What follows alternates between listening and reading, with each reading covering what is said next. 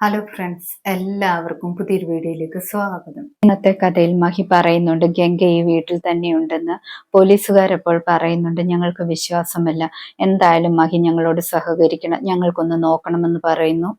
മഹി അപ്പോൾ പറയുന്നുണ്ട് എങ്കിൽ അകത്തേക്ക് വരാനെന്ന്. ശ്രേയ അപ്പോൾ മനസ്സിൽ വിചാരിക്കുന്നുണ്ട് ഇന്ന് ഗംഗ കുടുങ്ങുമെന്നൊക്കെ.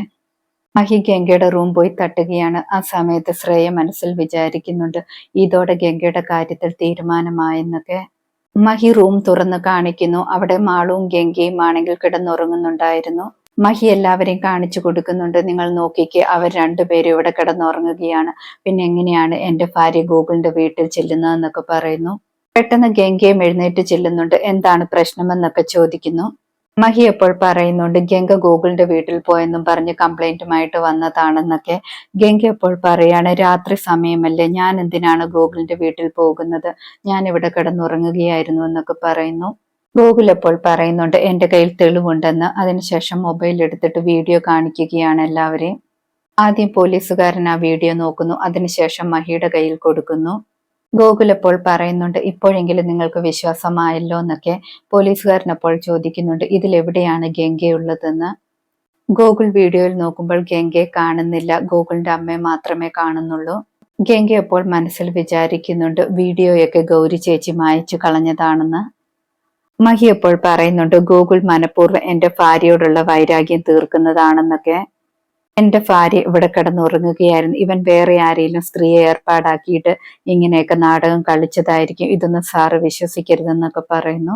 പോലീസുകാരൻ ഗോകുലിനെ വഴക്ക് പറയുന്നുണ്ട് ഇനിയും ഇവരെ ശല്യം ചെയ്തേക്കരുതെന്നൊക്കെ പറഞ്ഞിട്ട്. പോലീസുകാരൻ ഗോകുലും എല്ലാവരും അവിടെ നിന്ന് പോകുന്നുണ്ട്. ശ്രേയയ്ക്ക് ഭയങ്കര നിരാശയുമാകുന്നുണ്ട് ഒന്നും നടക്കാത്തതിൽ. ശ്രേയ ഉടനെ തന്നെ ഹൈമാവതിയുടെ അടുത്തേക്ക് പോകുന്നുണ്ട്. ഹൈമാവതി ആണെങ്കിൽ നല്ല ഉറക്കത്തിലായിരുന്നു. ഹൈമാവതിയെ വിളിച്ചെഴുന്നേൽപ്പിക്കുന്നുണ്ട്, ഇങ്ങനെ കിടന്നുറങ്ങിയാൽ മതിയോ, ഇവിടെ എന്തൊക്കെയാണ് നടക്കുന്നതെന്ന് അറിയുമോ എന്നൊക്കെ പറയുന്നു. ശ്രേയ നടന്ന കാര്യങ്ങളെല്ലാം ഹൈമാവതിയോട് പറയുന്നു. ഹൈമാവതി അപ്പോൾ ചോദിക്കുന്നുണ്ട് ഗംഗ എന്താ കുമ്പിടിയാണോന്ന്, അവിടെയും ഇവിടെയും എങ്ങനെ കാണാനാണെന്നൊക്കെ പറയുന്നു. ഞാനപ്പോൾ എഴുന്നേറ്റിട്ടുണ്ടായിരുന്നെങ്കിൽ അവളെ ഇന്ന് പോലീസിൽ ഏൽപ്പിച്ചേനെ എന്നൊക്കെ ഹൈമാവതി പറയുന്നുണ്ട്. ശ്രേയ അപ്പോൾ പറയുന്നുണ്ട് അമ്മ എഴുന്നേറ്റാലും ഒന്നും നടക്കത്തില്ല, ഗൂഗിളാണെങ്കിൽ വലിയ തെളിവുമായിട്ടൊക്കെ വന്നതാണ്, പക്ഷെ ഒന്നും നടന്നില്ല എന്നൊക്കെ പറയുന്നു.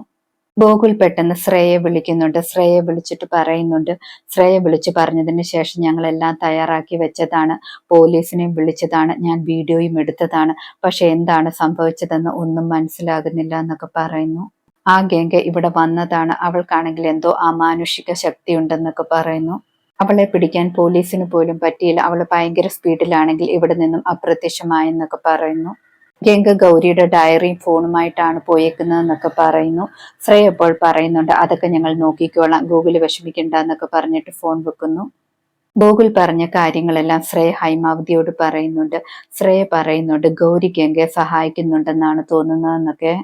ഹൈമാവതി ഇപ്പോൾ പറയുന്നുണ്ട് മഹിയുടെ സെക്കൻഡ് ഭാര്യയല്ലേ ഗംഗെ, ഗൗരി പിന്നെ എങ്ങനെ സഹായിക്കുന്നു എന്ന് മാത്രം മനസ്സിലാകുന്നില്ല എന്നൊക്കെ.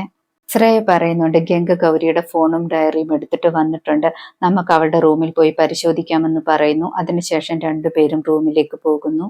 രണ്ടുപേരും അലമാരിയിലെല്ലാം പരിശോധിക്കുന്നുണ്ട്, പക്ഷെ ഒന്നും കിട്ടുന്നില്ല. പെട്ടെന്ന് അവിടേക്ക് ഗൗരിയുടെ ആത്മാവും വരുന്നുണ്ട്. ഗൗരിയുടെ ആത്മാവ് ഇവർക്ക് പണി കൊടുക്കണമെന്ന് കരുതിയിട്ട് പട്ടിക്കുട്ടിയെ കൊണ്ട് കുരപ്പിക്കുകയാണ്. ശ്രേയ അപ്പോൾ ഹൈമാവതിയോട് പറയുന്നുണ്ട് പട്ടിക്കുട്ടി കുരയ്ക്കുകയാണല്ലോ, എന്താണ് ചെയ്യുക, ഇപ്പൊ ഗംഗ എഴുന്നേക്കുമല്ലോ എന്നൊക്കെ പറയുന്നു.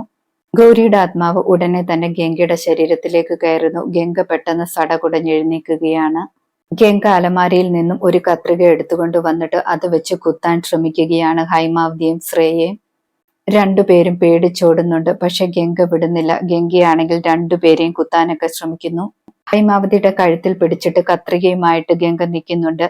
നിനക്ക് എന്താടി വേണ്ടതെന്നൊക്കെ ചോദിക്കുന്നു. ആ സമയത്ത് ശ്രേയ തടയാൻ ശ്രമിക്കുന്നുണ്ട്, പക്ഷെ ശ്രേയെ പിടിച്ചു തള്ളുന്നുണ്ട് ഗംഗ.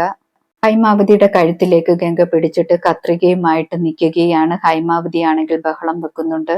ഇന്നത്തെ കഥ ഇതോടെ അവസാനിക്കുന്നു. പുതിയൊരു കഥയുമായി വീണ്ടും കാണാം. Thank you.